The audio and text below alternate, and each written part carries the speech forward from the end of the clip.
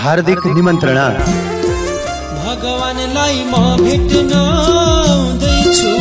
नेपाली हिन्दू समाज अस्ट्रेलियाको आयोजनामा प्रथम पटक सञ्चार माध्यमबाट सङ्गीतमय श्रीमद् भागवत सप्ताह महापुराण कथा वाचन हुन गइरहेको जानकारी गराउँदछौँ। मिति 2077 साल मङ्सिर महिनाको 8 गतेदेखि 15 गतेसम्म, 2020 नोभेम्बर 23 तारिकदेखि नोभेम्बर 30 तारिकसम्म। कथा वाचन नेपाली समय अनुसार मध्याह 12 बजेबाट दिउँसो 3 बजेसम्म, अस्ट्रेलियाको समय बेलुकी 5 बजेबाट रातिको 8 बजेसम्म। कथा व्यास अन्तर्राष्ट्रिय चर्चित कथाकार प्रखर वक्ता पण्डित कुबेर सुवेदी। साङ्गीतिक प्रस्तुतिहरू लोकप्रिय भजन गायक राजु अधिकारी। सारेगमप की चर्चित प्रतिस्पर्धी सहभागी गायिका मेनुका पौडेल। चर्चित तबलिस्ट रङ्गनाथ खनाल। कीबोर्डिस्ट गणेश सुब्बा। अटोप्याड वादक सञ्जित शाह। संकल्पकर्ता पण्डित प्रकाश डोढारी। प्रत्यक्ष प्रसारण धर्मदर्शन युट्युब च्यानल, गुरु मञ्जरी समूह सिडनी अस्ट्रेलिया। यस महायज्ञका सहयोगी संस्था भिजा partner export education, real estate partner race group, myswayambar.com।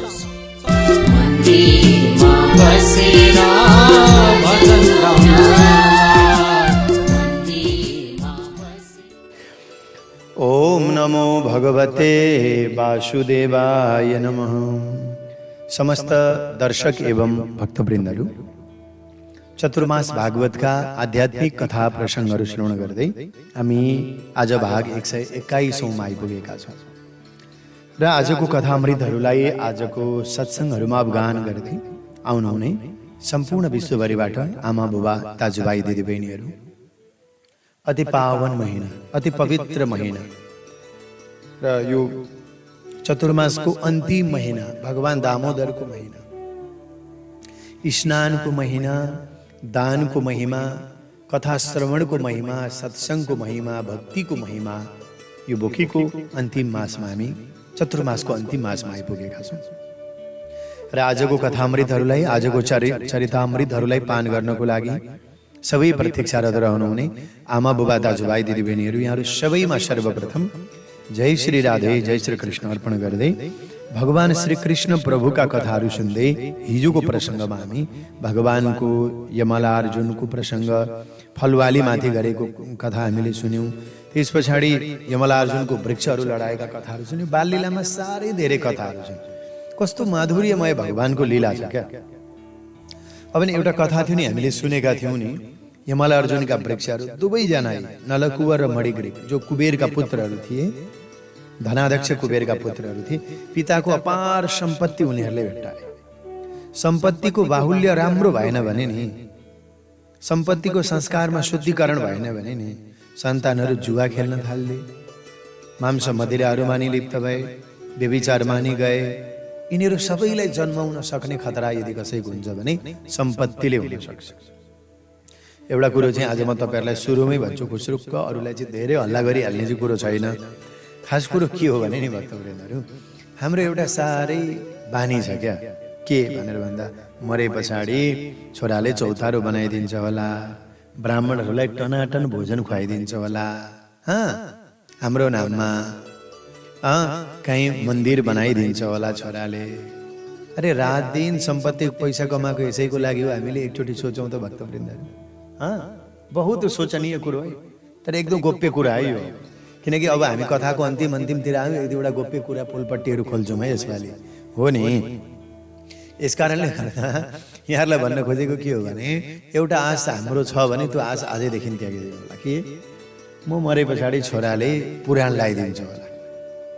सप्ताह भ्याउँछ त पुराण लाउन, समय छ। हामीले आफै सोचौँ है, प्रश्न उत्तर हामीसँगै छ। अच्छा, अब तपाईँहरू कतिको मनले सोचेको होला, म मरे पछाडि मेरा छोरा बुहारीले एउटा मन्दिर बनाइदिन्छन् होला मेरो नाममा। यो कतिले आश होला। चौतारो बनाइदिन्छन् होला, पिण्ड के अरे श्राद्ध आदि कर्महरू गरिदिन्छन् होला। यो आश गरिराख्नु भएको छ भने चुप लागेर बस्नु। छोराले मन्दिर बनाउनु भन्दा आफैले मन्दिर बनाएको राम्रो। छोराले तपाईँको नाममा चौतारी बनाइदिएको भन्दा जिउँदै चौतारी बनाइदिनु भयो भने चौतर्फी तपाईँको प्रशंसा हुन्छ। छोराले त बनाउँछ कि बनाउँदैन? छोराले पुराण लगाइदिन्छ कि लाउँदैन नि? फुर्सदै छैन अब। त्यस कारणले गर्दा यो आशा नगर्नु, अरे मरे पछाडि मेरो छोराले ब्राह्मणहरूलाई भोजन खुवाइदिएला तृप्ति होला, जिउँदै खुवाउनु आफै हातले। ल गुरुहरूलाई ल भोजन सेवा, पवित्र महिनामा सेवा भन्ने होइन, हजुरहरूले खुद्रो खुद्रो हालिदिइराख्नु नि त 2-4 चाहिँ सेवामा। गुरुहरूले भोजन गर्नुहोस्, गुरुकुलमा भोजन होस्, गौशालामा भोजन होस् भनेर। कस्तो राम्रो! कतिजना आमाहरूको त यस्तो आशीर्वाद छ, ओछ्यानमा बसी जो उठ्न पनि सक्नुहुन्न, तर यही कथालाई नै आफ्नो जीवन बनाउनु भएको छ। कति आशीर्वाद मिलेको छ आज विश्वमा जहाँ भए पनि। को जान सक्छ पण्डालमा भन्नु त? त्यस कारणले गर्दा हामीलाई यो कलियुगमा भगवानका कथामृतहरू सुन्न यसरी पाउने रहेछौँ, कति भाग्यमा रहेछौँ। मैले भन्न खोजेको के भने समयलाई पनि ख्याल नगरिकन कमाउनमा नि यति मस्त, यति व्यस्त। किनकि कसको लागि कमाइदिने त? के को लागि कमाइदिने? छोराछोरी, छोरा बुहारीहरूको लागि, छोराछोरीहरूको लागि। त उनीहरूलाई राम्रो संस्कार दियो भने उनीहरूले हामीले भन्दा धेरै कमाउँछन् त। धेरै किन हताश किन हुने? ए बाबा निराश किन हुने? डिप्रेसनमा किन जाने? मानसिक चिन्ता किन हामीले लिने? शरीरमा पुग्छ त खान। ऋण नलागोस्, व्यवहार राम्रो होस्, कोठा छ, घरै बेच्नु परे पनि बेचौँला हो बरु, हो कि न भन्नु त? घरै घाटा छ त हामीलाई, घर बेच्दा पनि हाम्रो घर थियो र हामीले लिएर आएका थियौँ र आमाको गर्भमा थिएन त। अब अलिअलि ऋण लाग्यो भनेर किन पिर लिने? डिप्रेसन, मानसिक चिन्ता किन लिने? यस्तो कुराहरू छ। अनि त्यति मात्रै हो र बाबा? अब ल घरै बेच्यो, ल लोनै सबै गयो, ल कोठामा बस्ने, कोठामा बस्दा पनि ल कोठा भाडा तिर्न सकिएन भनेछ भने पनि के गर्ने त भनेर भन्दा आफूले केही न केही मेहनत र परिश्रम गर्ने, तब त दुःखका दिनमा त अझ मजबुती हुन्छ। तर अलिअलि हुँदै अलिअलि कार्य व्यवहारहरू बिग्रिँदै 2-4 महिना फ्याक्ट्री चलेन भने किन निराश हुन्छ? एक दिन आउँछ, दिन हाम्रो आउँछ। सुख र दुःख सबै कुराहरू यहाँ पनि छ, माथि पनि छ। यहाँ मात्रै होइन, उहाँ माथि पनि त्यही हो। त्यसैले निराश नहुनुहोस्। घाटा त त्यो दिन लाग्छ। म सुटुक्क भन्छु यहाँहरूलाई, घाटा कहिले लाग्छ भन्दा ऋण लागेर घाटा लाग्दैन, घर बेचेर घाटा लाग्दैन, अर्काको घरमा भाडामा बस्नु पर्यो भने घाटा लाग्दैन, घरबेटीले नि निकाल्दियो भने पनि भाडा लाग्दैन। तर घाटा लाग्दैन। घाटा कहिले लाग्छ भनेर भन्दा 4 जनाले बोकेर, 4 जनाले बोकेर जब आत्मा निस्केर गयो, शरीर मात्रै मुडो भयो अनि खोलामा बोकेर पुर्याए, त्यतिखेर अब घाटमा जानु जीवनको सबैभन्दा धेरै ठुलो घाटा हो। त्यसैले घाटमा नभइन्जेल मेहनत गरौँ, परिश्रम गरौँ। तर शरीर सधैँभरि एक समान हुँदैन, रूप एक समान हुँदैन, सुन्दरता एक समान हुँदैन, व्यवहार एक समान हुँदैन। यो कुरालाई हामीले ख्याल गर्नुपर्छ। त्यस कारणले गर्दा सम्पत्ति भयो भने आफै मन्दिर बनाउनु, सानो मन्दिर बनाउनु, गौ सेवा गर्नु, ब्राह्मणहरूको सेवा गर्नु, पवित्र महिनाहरूमा तीर्थ जानु, आफै यो त गरेको त यो चकाचक हुन्छ त जन्म जन्मान्तर। अरूले त को नि त आजकलका छोराहरू व्यस्त छन्, भ्याउँछन् भ्याउँदैन। त्यस कारणले गर्दा यो पुग्छ पुग्दैन भन्न थाले विज्ञानको कारणले गर्दा। त्यसैले सम्पत्तिको आशय के हो भने सम्पत्ति आओस् तर सन्मति पनि आओस्। कस्तो राम्रो कुरा! सम्पत्तिको साथसाथमा जसको घरमा सन्मति पनि, क्या राम्रो मति पनि आओस्, हो त? सन्मति पनि, सन्मति आयो भने घरमा राम्रो हुन्छ। अर्को पनि पो कुरो भन्नु पर्यो यहाँहरूलाई, के भनेर भन्दा पहिले कसैको घरमा जानु पर्यो, एउटै घरमा बस्नु पर्यो भने पनि, जेठाजु बुहारीको कोठामा जानु पर्यो भने, उता ससुरा बुहारीको कोठामा यसो छेउछाउ आयो भने के गर्नुहुन्थ्यो? खोक्थे भएर, अहिले कोरोना त लागेको होइन नि त, होइन? एउटा इसारा गर्नुहुन्थ्यो, इसारा गर्नुहुन्थ्यो। किन? ऊ कुन अवस्थामा छ, कस्तो अवस्थामा छ, उनीहरू कुन अवस्थामा छन्, अचानक कुन अवस्थामा भेटिने हो, सबै कुराहरूलाई मान्छेले कति बाठो त्यतिखेरको समय क्या। कति एउटा सन्मति थियो क्या, सम्पत्ति थिएन नि तर सन्मति थियो क्या। अहिले मान्छेसँग सम्पत्ति टनाटन छ, सम्पत्ति नभएको होइन तर कुदृष्टि ज्यादा छ। आफ्नै घरमै पनि कुदृष्टि छ। कति कस्ता न्युजहरू सुन्छौँ, सुन्नु न। सासू बुहारी, यता के ससुरा, उता बुहारी, यो सबै घटनाहरू कसरी बताउँ यहाँबाट? यो त भन्न पनि यहाँबाट अप्ठ्यारो हुन्छ। किनभने यो अतिशय सन्मति नभएर। सम्पत्ति त थियो, त्यही सम्पत्तिको कारणले गर्दा सन्मति भएन, अनि मान्छे जुवा खेल्न थाल्यो, तास खेल्न थाल्यो, व्यभिचार गर्न थाल्यो, मांस भक्षण रक्सी आदिलाई नै आफ्नो जन्मदाता आफ्नो सबै सिद्ध अधिकार सम्झ्यो उसले। यस कारणले गर्दा उसले के भयो त आफ्नो आहारलाई ख्याल गरेन, तामसिक आहार भयो, व्यभिचार त्यस्तै भयो, दुर्गुणहरूमा गएर फस्न थाल्यो। त्यस कारणले गर्दा भक्तवृन्दहरू बहुत सरल तरिकाले मैले भन्नु खोजेको के हो भने हाम्रो सम्पत्ति भनेको केवल काम सुखको निमित्त होइन, काम सुखको लागि मात्रै होइन, धर्माचरणको निमित्त पनि हो, धर्माचरणको निमित्त हो। त्यस कारणले गर्दा यो नियमलाई ख्याल गर्नुपर्छ। त्यसैले विलासी व्यक्तिहरूले जहाँ गए पनि के गर्दछन् त्यसको असली स्वभावलाई स्वरूपलाई चिन्दैनन्, चिन्तन गर्दैनन्। बहुत चिन्तन गर्नेवाला हुँदैन उनीहरू। त्यस कारणले गर्दा धर्मात्मा हामी घरै बसेमा धर्म गरौँ म भन्दै थिएँ र यो चतुर्मास कथाले यति धेरै आशीर्वाद मिलेको छ मलाई यो चोटि, यति धेरै कमाए। किनभने कमाउनुको अर्थ पैसा होइन। तपाईँहरू जस्ता भक्तहरू जो अप्रत्यक्ष रूपमा कुबेर सुवेदी गुरु कथा भन्दै यहाँहरू जो चाहिँ भगवत कथाप्रति रुचि राखिदिनुहुन्छ यो सबैभन्दा धेरै ठुलो सम्पत्ति हो। यहाँहरूलाई भागवतको कथाहरूको माध्यमबाट, सत्सङ्गको माध्यमबाट यहाँहरू बसेको ठाउँमा त्यो प्रेम, त्यो भक्ति उपस्थित हुन सको, सबैभन्दा धेरै ठुलो सम्पत्ति नै यो। लान्छ कसले, के लिएर जान्छ? त्यसैले घर भएन, मैले अघि भने नि कोठामा बसिन्जेलसम्म घाटा छैन, न घाटा छैन। त्यस कारणले गर्दा हामीले के गर्नु पर्दछ भनेर भन्दा घरैलाई तीर्थ गरौँ। जसको मन तीर्थ भएको छैन, जसको व्यवहार तीर्थ भएन, सन्मति भएन, सम्पत्ति भयो, उसले जहाँ गए पनि फोरै मात्रै बनाउने हो त। तर आज घर घर मन्दिर बनोस्। चतुर्मास कथाको उद्देश्य के हो? यो मात्रै होइन, जति पनि कथाहरू छन् यसका सारगर्भित रूपले बडा सरस ढङ्गले प्रस्तुत गर्न पाऊँ, यहाँहरूले यो आशीर्वाद चाहिँ प्रदान गरिदिनु पर्छ। अब मैले भन्नु खोजेको विलासीले तीर्थको मर्यादाको पनि पालना गर्दैन। तर आज हामी घरमा बसेर तीर्थ बनायौँ, घरैलाई तीर्थ बनाइदिउँ हामीले। त्यस कारणले गर्दा तीर्थ जान पाइन, उता देवघाट त नौथे जान पाइन, मलाई त लगो सरकारले उता अमेरिकातिर यहीँ थुपार्दै, न उहीँ तीर्थ उहीँ गर्नु।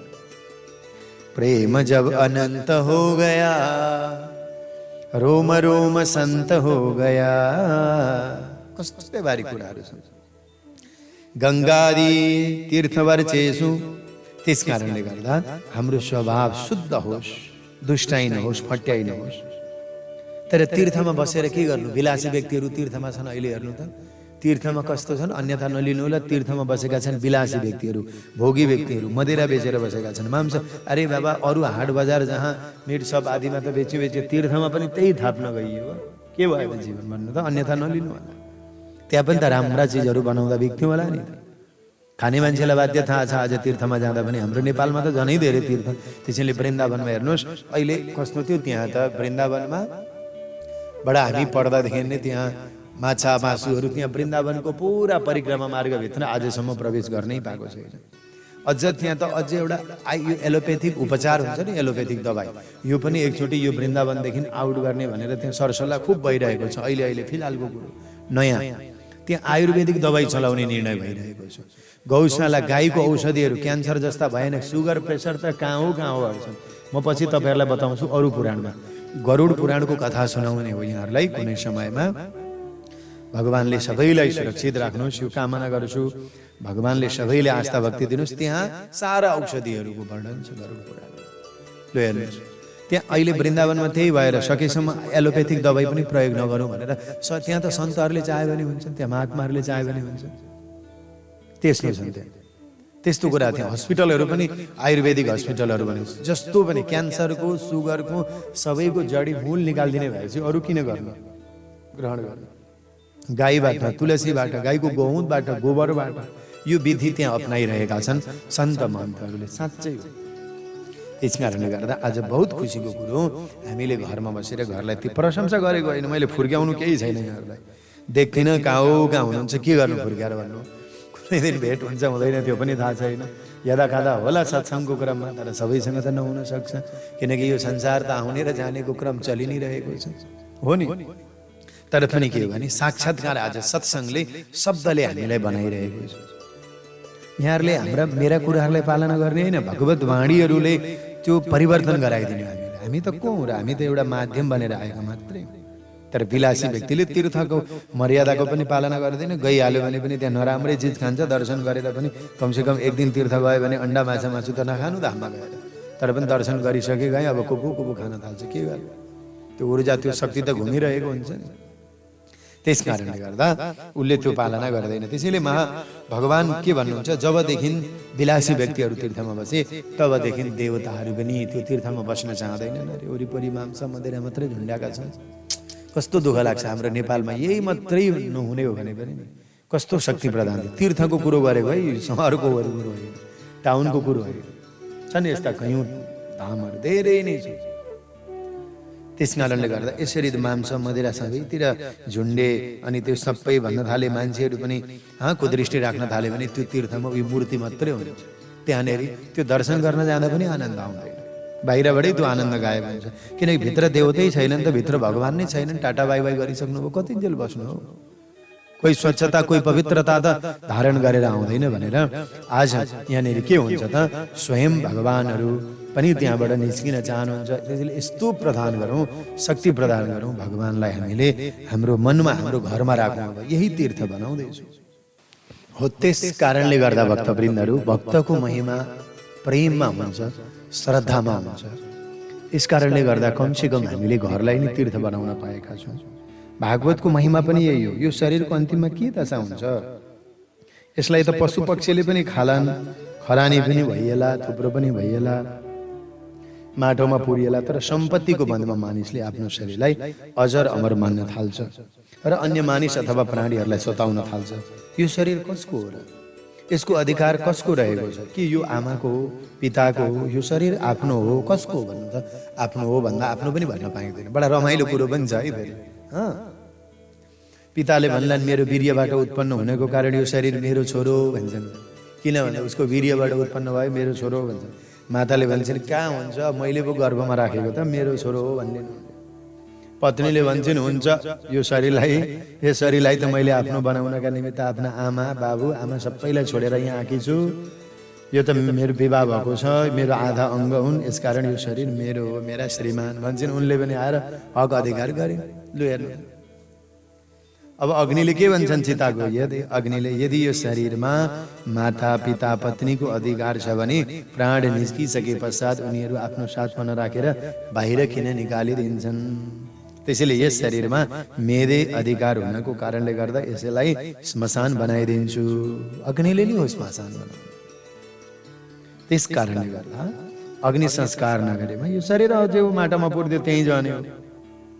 र अब हामीले एउटा निर्णय निकाल्नु आजको, के देवदत्तमिहं लब्ध्वा नृलोके मजितेन्द्रियः यो नाद्रियेत तत्पादौ सशोच्यो स्यात्मपवञ्चकः। यो मानव शरीर तपाईँ हामीले अत्यन्त कृपा गरेर संसारका मानवहरूलाई दिएको हो। यो मानव शरीर भगवानले कृपा गरेर संसारी मनुष्यहरूलाई दिएको। यो मानिस यसलाई प्राप्त गरेर आफ्ना इन्द्रियहरूलाई नियन्त्रणमा राख्दैन, भगवानको हुन सक्दैन। सांसारिक सुख उपभोग गर्दै मात्रै बितायो भने के भएर, उसले के पाएर? त्यसैले आफ्नै स्वरूपको भान छैन भने उसले के अरू के भान गर्ला। त्यस कारणले गर्दा हामी अरूभन्दा महान छौँ हामी। किनभने अरू यी पति पनि छन् नि, स्वान कुत्ता बिराला यी जति पनि अरू छन् नि, यी सबै उनीहरूलाई त आफ्नो शरीरकै भान हुँदैनन्। भगवानलाई कसरी जान्दछन् त तिनीहरूले? केवल मनुष्य मात्रैले भगवानको स्वरूपलाई थाहा पाउन सक्छ। श्री कृष्णलाई यस्तो शिक्षा प्रदान गरिदिनु भयो र गोकुलबाट वृन्दावनमा जानुभयो। 11 वर्षसम्म श्री वृन्दावन धाममा लीलाहरू गर्नुभयो।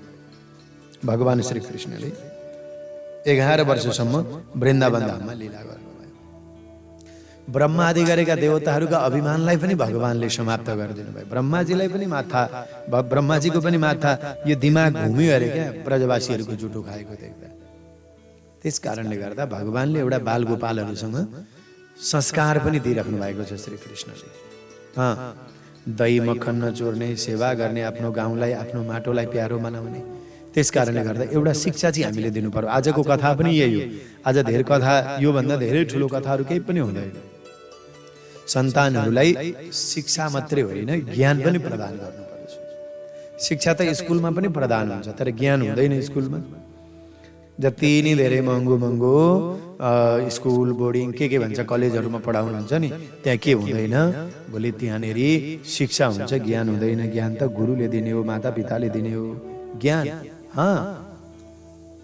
त्यसैले गर्दा अङ्ग्रेजी चाहिन्छ अङ्ग्रेजीको शिक्षा चाहिन्छ नभए त धेरै अप्ठ्यारो पर्छ अङ्ग्रेजी जान्दैन भने त आत्तिन्छ मान्छे अङ्ग्रेजी जान्दैन भने तर अङ्ग्रेजी भाषामा शब्दहरू बहुत कम्ती छन् त्यसैले हामी जहाँ छौँ आफ्नो मातृभाषा आफ्नो संस्कार संस्कृति कल्चरलाई हामीले थोरै भए पनि सम्मान गर्ने भने हाम्रो जीवन महान हुन्छ अङ्ग्रेजीमा त कहाँ शब्द छन् अङ्ग्रेजी भाषामा जम्मा 65,000 मात्रै मूल शब्दहरू छन् अब विश्वमा जम्मा 2792 वटा भाषा होला लगभग रेकर्ड त्यही हो विश्वमा कतिवटा भाषा छन् त भन्दा 2792 वटा भाषा छन् विश्वमा अब यो 1 खरब संस्कृतमा हेर्नु है 1 खरब कतिवटा छन् संस्कृतमा शब्दहरू त्यो हिसाब गर्नु अङ्ग्रेजीमा छन् 65,000 मात्रै मूल शब्दहरू छन् संस्कृतमा छन् 1 खरब 2 अरब 78 करोड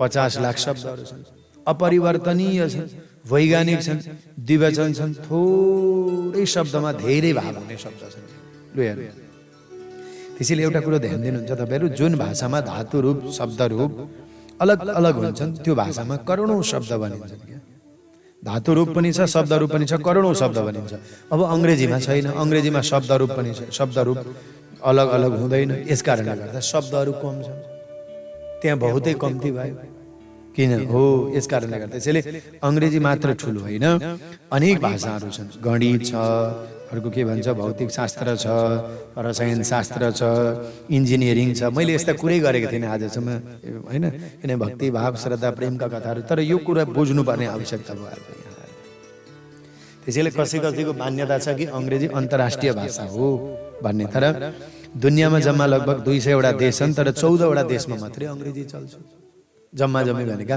14 वटा देशमा अङ्ग्रेजी चल्छ 14 वटा देशमा अङ्ग्रेजी चल्छ अरूमा चल्दैन ती पनि कुन कुन देश भन्दा जो अङ्ग्रेजहरूले जसलाई गुलाम गरे आफ्नो बनाए आफ्नो कब्जामा राखे तिनै देशहरूमा अमेरिकामा चलो अस्ट्रेलियामा चलो न्युजिल्यान्डमा चलो क्यानाडामा चलो ब्रिटेनमा चलो स्कटल्यान्डमा चलो आयरल्यान्डमा चलो पाकिस्तानमा चलो बङ्गलादेशमा चलो भारतमा चलो नेपालमा त अङ्ग्रेजीहरूले गुलाम गरेनन् तर अहिले भाषाले ठ्याक्कै गरिदियो पुराका पुरा भाषा अहिले एकमा पढ्दाखेरि अङ्ग्रेजी बोलेन भने बुबा आमा छो टाउकोमा राखेर भोकेर भन्नुहुन्छ मेरो छोराले त जानेन भनेर जान्दछ एक दिन सबै आउँछ जान राम्रो गर्दछ त्यसकारणले गर्दा यहाँ बुझ्नुपर्ने के छ भने अङ्ग्रेजी पनि जानु शिक्षा लिउन् तर ज्ञान यहाँको गर्नु भाषामा छन् नि फ्रान्समा फ्रेन्च छ जापानमा जापानी छ जर्मनीमा जर्मन छ रुसमा रसियन छ चाइनामा चाइनिज छ चल्दैन अरू चाइनिजहरू जहाँ गए पनि आफ्नै भाषा चलाउँछन्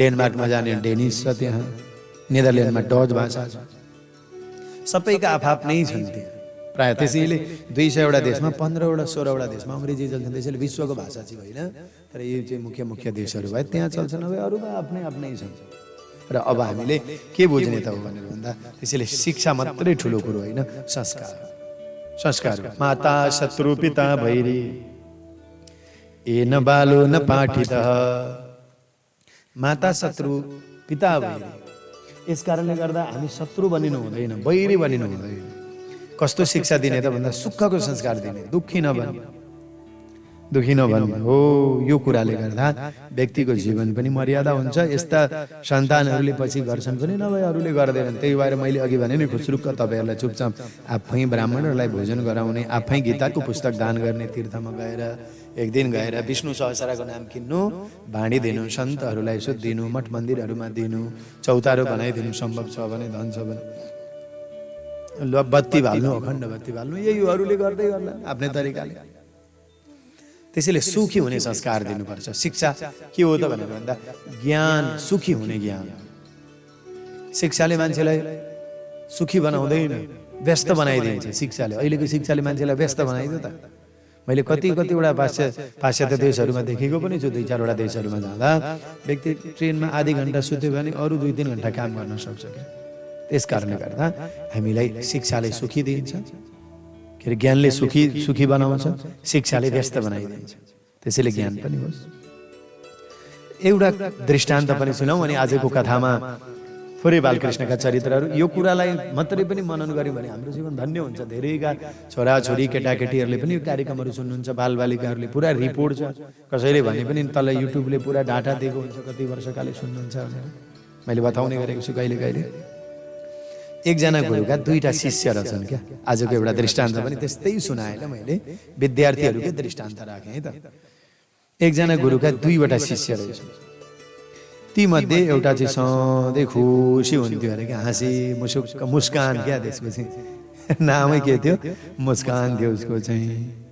सधैँ हाँसे गर्छ अनि उसको नामै सबैले मुस्कान मुस्कान भन्थे, नामै मुस्कान, हाँसेपछि त। अब नाम चाहिँ मुस्कान चाहिँ राखेको छ, पर्छ ठुस्स पर्छ, त्यसलाई मुस्कान भनेर पनि कसरी बोलाउनु भन्नु त अलिक उज्यालो होस् न हौ मुस्कान भन्दा त।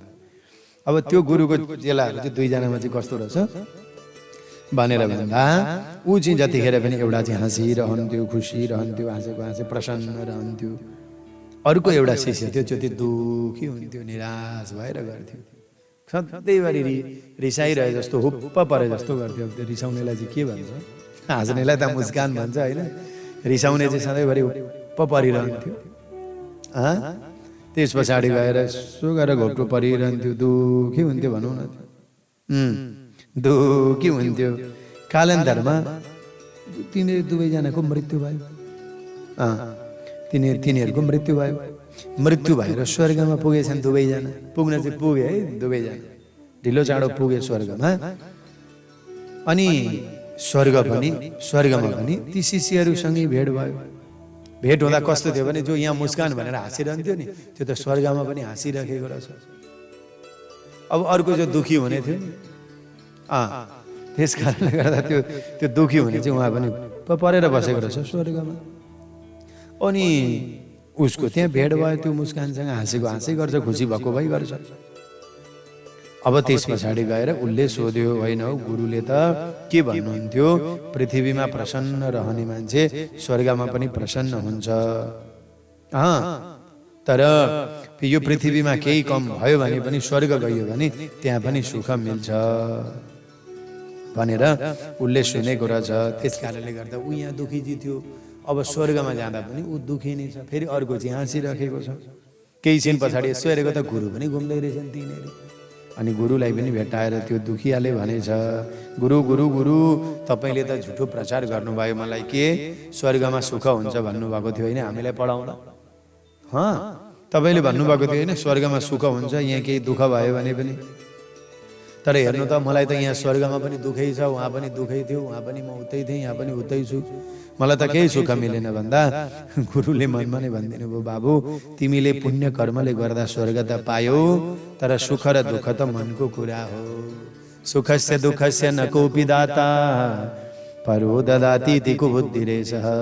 एक दिन हामी स्वर्ग जाम्ला, एक दिन वैकुण्ठ जाम्ला, तर त्यहाँ स्वर्ग जाम्ला वैकुण्ठ जाम्ला आफ्नो कर्मफलको कारणले गर्दा, तर यहाँ दुखी भएर बस्यो, यहाँ उदास भएर बस्यो भने उहाँ पनि उदासी नै छाउनेछ स्वर्गमा पुगेर पनि।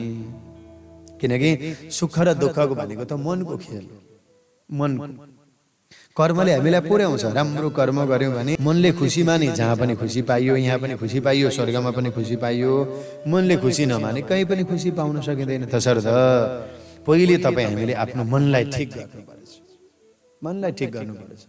यस्तो शिक्षा पढौँ हामीले, यस्तो ज्ञान पढौँ जसले गर्दा मन ठिक होस्। तन मात्रै होइन, धन मात्रै होइन, धन त एक दिन ठिक हुन्छ, त मन ठिक भयो भने धन सबै सम्पदाहरू ठिक हुन्छ। त्यसैले यो कथाको सन्देश के हो त आजको भन्दा, सुख र दुःख बाहिर विषय नभएर मनका अनुभूति हो। मनका अनुभूति हो। मन खुसी राख्नाले जहीँ तहीँ स्वर्गको अनुभूति हुन्छ। अब भगवान वृन्दावनमा जानुभयो, त्यहाँ पनि खुसीकै क्षणको लागि, किनकि गोकुलमा पनि आनन्दै थियो गोविन्दलाई, वृन्दावनमा त झन् खुसी, किनकि सबै राधा रानीको लागि प्रसन्नताको लागि नै भगवानले रचना गर्नुभएको थियो। अनि वृन्दावनमा गएर भगवान श्रीकृष्णले लीला गर्न थाल्नुभयो। अब एउटा श्लोक गाउँ अन्तिममा।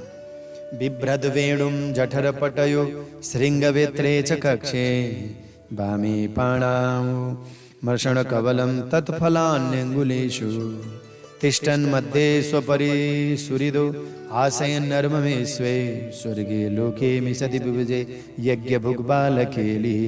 तिनै भगवान श्री कृष्ण सम्पूर्ण ब्रह्माण्डका यज्ञ भोक्ता, सौन्दर्य सबैभन्दा अनौठो छ वृन्दावनमा। कस्तो हुनुहुन्छ, उहाँको कम्मरमा बाँसुरी बाँध्नु भएको थियो अनि यसो बगलमा सिंह र लट्ठी थिए। श्रृङ्गवेत्रे झकक्चे बायाँ हातमा घिउ सहित दही मलेको चामलको गाँस थियो, त्यो मोलेको क्या दही भात थियो, घिउ पनि थियो। औँलाहरूमा फलको अचार थियो। चारैतर्फ गोल बालकहरू बसेका थिए र सबैको बीचमा बसेर सबै बालकहरूका साथ विनोद गर्दै हास्य विनोद गरिराख्नु भएको छ। स्वर्गका देवता पनि यस अद्भुत लीलालाई आश्चर्यपूर्वक हेरिरहेका छन्। सबैलाई यज्ञको फल दिनेवाला आज भातको कटोरी लिएर साथीहरूसँग छ। यसको महत्त्व देवी देवताहरूले परैबाट वन्दना गरे। यो सच्चा कथा अब वृन्दावनका अरू कथाहरू हामी अगाडिका अध्यायहरूमा सुन्दै जानेछौँ। आजलाई समयले विश्राम दिएको छ। यहाँहरू सबैलाई धेरै धेरै धन्यवाद। आजको सत्सङ्ग कथाबाट म बिदा हुन्छु। जय श्री राधे, जय श्री कृष्ण।